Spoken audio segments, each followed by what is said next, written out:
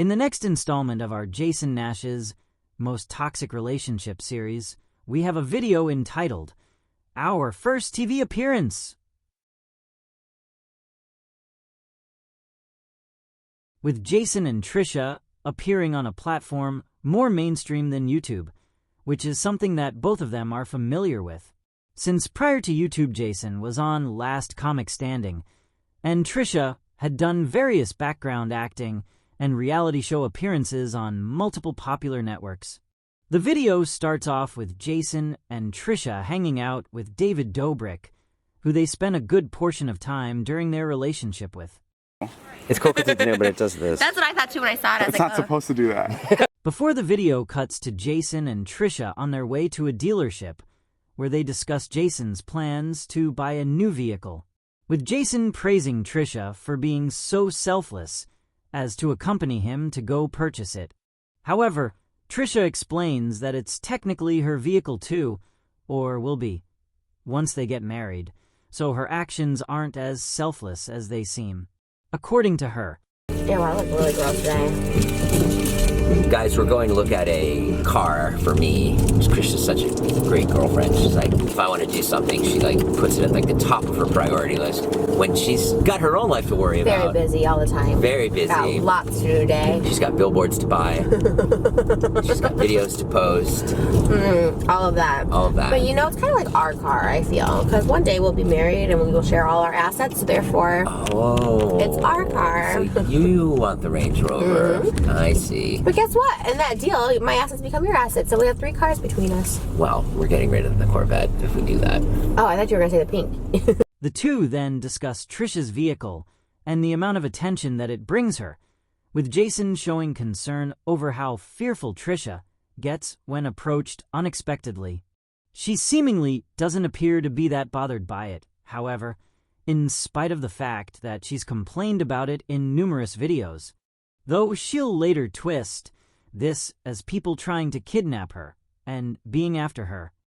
Well, we're getting rid of the Corvette if we do that. Oh, I thought you were going to say the pink. Both that. No! Jason! I mean, unless you want to like put it in a museum, that's fine. But why? because remember that time the woman came up to you and like knocked on the window? Yeah. That wouldn't have happened if you didn't have a pink car. That was so clearly you. Maybe I should turn my car into a billboard. Maybe I should put TrishTV.com on my car. Yeah, do that. And then have someone else drive it around all day so that you don't get mobbed. Because like you drive that car around and people are literally like, Love my car, love me. it is a nice car. Alright, you're right. Notice she even suggests a move that would draw even more attention to her, in spite of the fact that she'll later complain about how too many people try to approach her. Jason and Trisha then lightly argue about whether or not Jason will actually purchase a vehicle that day because he plans to just look, with Trisha pushing for a purchase, as she usually does, because the two see and treat their finances differently.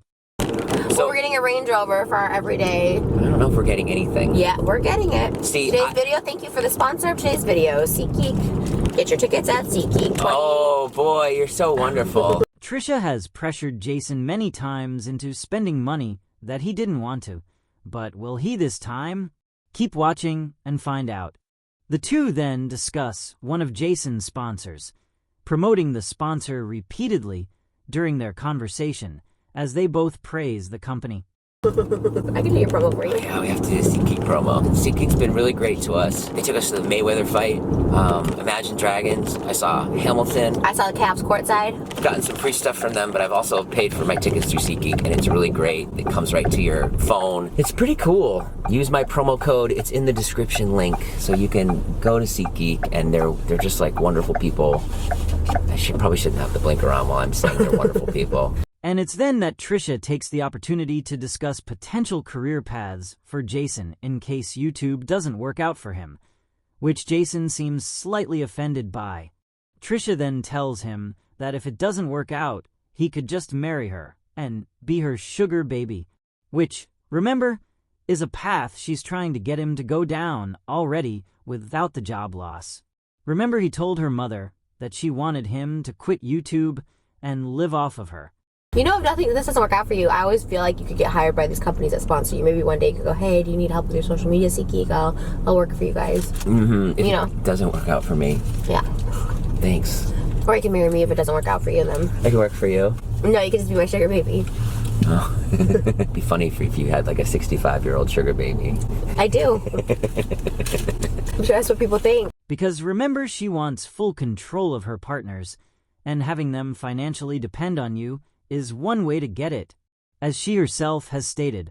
I love that. I'm a sugar mom in all my relationships, and then I kind of feel like I have a power over somebody, so I'm always like, well, I got paid for everything, so... They then go back to discussing Jason's sponsor, with Jason devotedly promoting the company some more.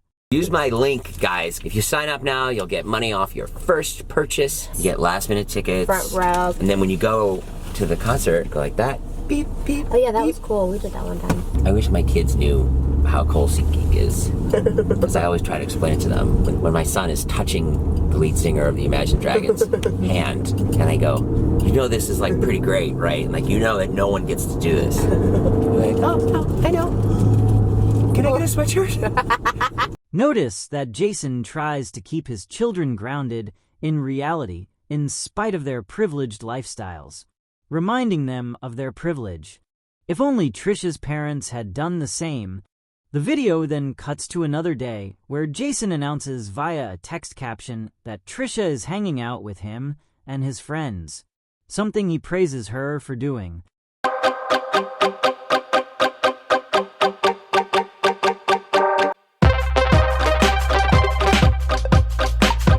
We're then shown Jason and Trisha discussing plans with David as they try to figure out what to do that night, with nobody appearing to be on the same page. It's Friday night with my two favorite people, Trisha and Natalie. David! Hi! I didn't see you there. And Lake. David, you've got us here. What's the plan? We are going to go... What are the options? Options are USC, Yep. UCLA, or CSUN. Oof. I thought you were doing all that tomorrow. I thought there was a party tonight we could go to. Warner Brothers. What time? Venice? It's past Santa Monica. It'll take a half hour. But it's before Marina Del Rey, and it only took us 20 minutes to get to Well, from your house. You just know Jason got in trouble for that comment about Natalie. Trisha then brings up how attractive she finds David's mother to be, sharing that it makes David uncomfortable when she talks about it. Yet she continues to do so.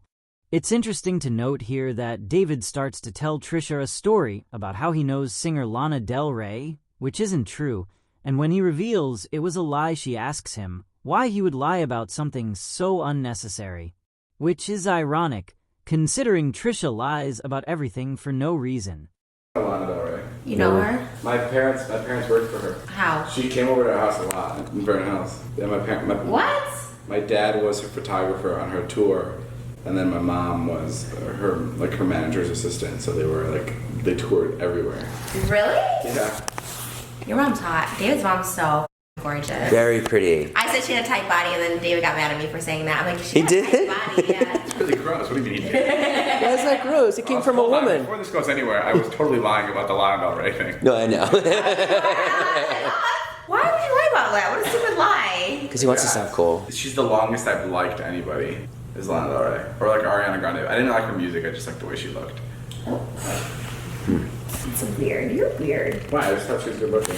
Wait, why'd you get upset when Trisha complimented your mom? Why do you think people watch Jason's vlogs? Because he's good looking. Yeah, exactly. Oh, sweet. I give you a compliment. Yeah, but it's not true. Did you catch that? Trisha's jealousy emerged when David spoke of his celebrity crushes, causing her to call him weird for them, even though she just spoke of her attraction to his mom. Which would you call weirder?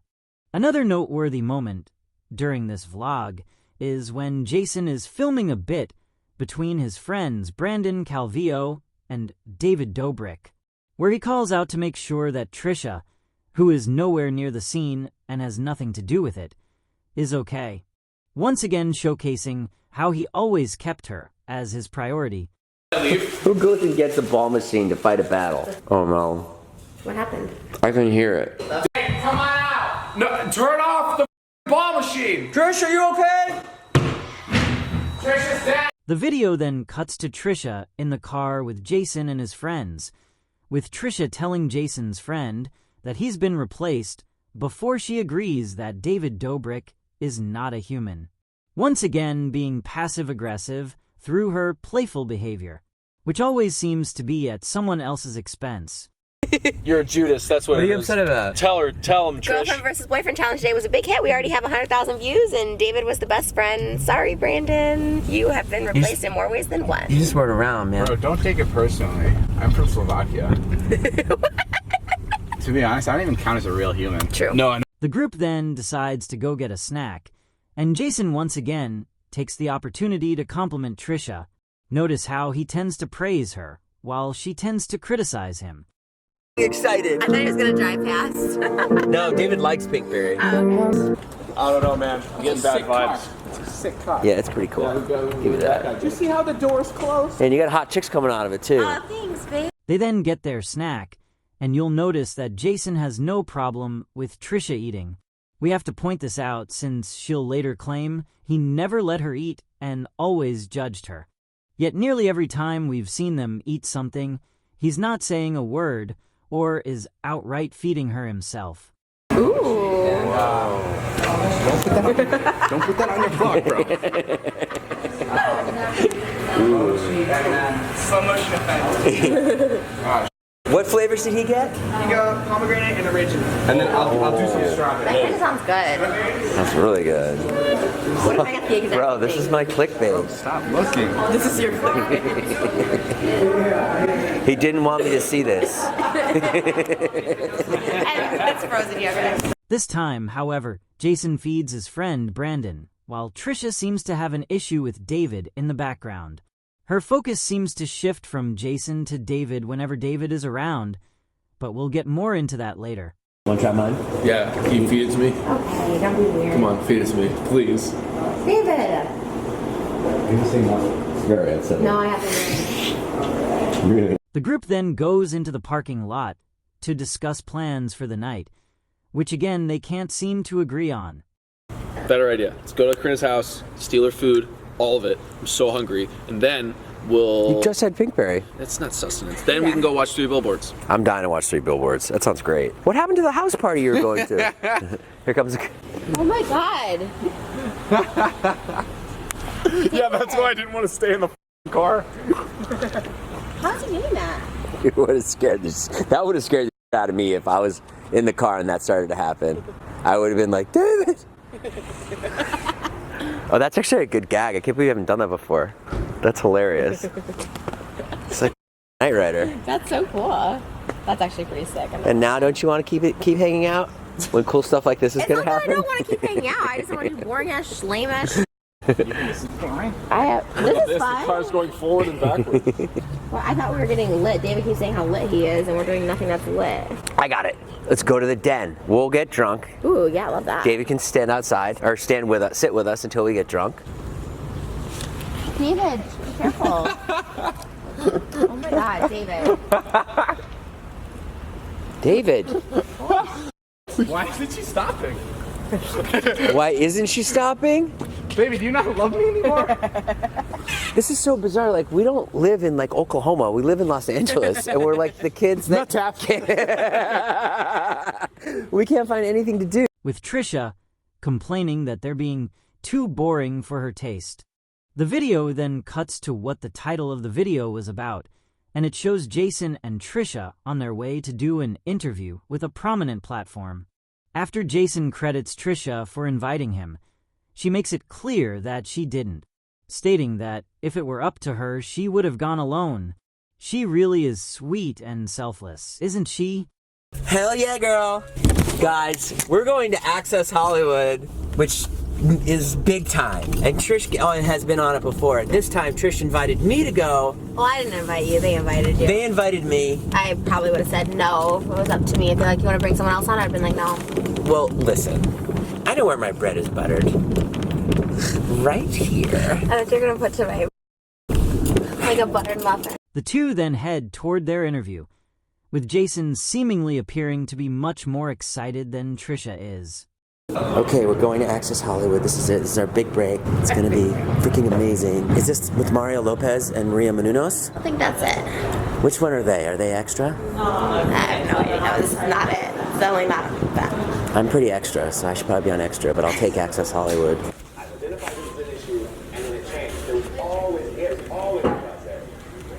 I think we should just do the interview here and just give them this tape. Trish, what makes you tick or what makes you happy? Oh, don't these ask me that days? question. And we find out why that is a moment later, when Jason reveals that Trisha is upset because his loved ones have been getting direct messages about her, and it's causing an issue. The issue being that Jason isn't standing up for Trisha properly when his loved ones bring it up to him. Trisha's mad that people have been DMing people in my life about her. I know, I'm not mad about that. You're not mad about it. I'm not mad about You're mad that. that I didn't stand up about it. How you handled it. How I handled it. You're You don't know what I said. You told me what you said, and then you also said you didn't say anything, and I said that's the problem. I did. I told her. I said there's nothing. Before we can hear more, they're interrupted by an employee who escorts them toward their interview. A noteworthy moment here is that one of the employees, the male employee, is actually the same man who will later become Trisha's co-host on her podcast, Just Trish. Hi, I'm Jason. I'm Stephanie. Stephanie. Hi. Hi, Oscar. Oscar and Stephanie. Nice to meet I'm Jason. Thank you for coming. Thanks for having us. I'm so excited. How are you guys doing? Oh, Stephanie, is your hand okay? Are we going to be able to go on with the interview? I've been watching all your vlogs. Ah, thanks. Yeah, Stephanie watches as she cuts hard hitting with me. Oscar sure has come far, hasn't he?